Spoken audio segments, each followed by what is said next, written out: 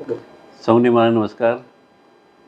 સાબરકાંઠા અને અરવલ્લી જિલ્લાના પશુપાલકો મારી એક નમ્ર વિનંતી છે કે પશુપાલન સાથે સંકળાયેલા વહેલી સવારે 4-5 વાગે ઉઠીને મહિલાઓ અને પુરુષો પરિશ્રમ કરે છે.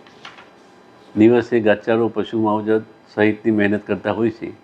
આમ કાળી મજૂરી દિવસ રાત કરીને કરેલ દૂધ ઉત્પાદનને 5 મિનિટમાં ઢોળી દેવું એ કોઈ પશુપાલકનો જીવ ચાલે નહીં.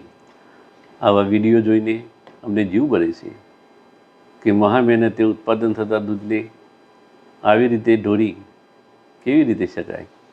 આ કોઈ પશુપાલન ક્યારેય આવું કરી શકે નહીં. રજૂઆત હોઈ શકે, પણ આ રીતે ક્યારેય કોઈ પશુપાલન ના કરે. આ કોઈ પશુપાલક સિવાયના અમુક તત્વો હોય તો જ આ લોકો પોતાના રાજકીય સ્વાર્થ કે ઈરાદા પાર પાડવા આવી રીતે ખોટી ટોળકીઓ ઊભી કરી દૂધનો વેડફાટ કરી રહી છે. જેને અટકાવવું અમારી અને પશુપાલકોની જવાબદારી, સહિયારી જવાબદારી છે. અમુક સ્તરે દૂધ એકત્રીકરણ ના થઈ શકતા દૂધનો વેડફાવ અટકાવી બાળકો, દર્દીઓ અને દીકરીઓને પીવડાવવું છે. પણ અસહનીય છે કે આ દૂધનો બગાડ અટકાવવો જોઈએ.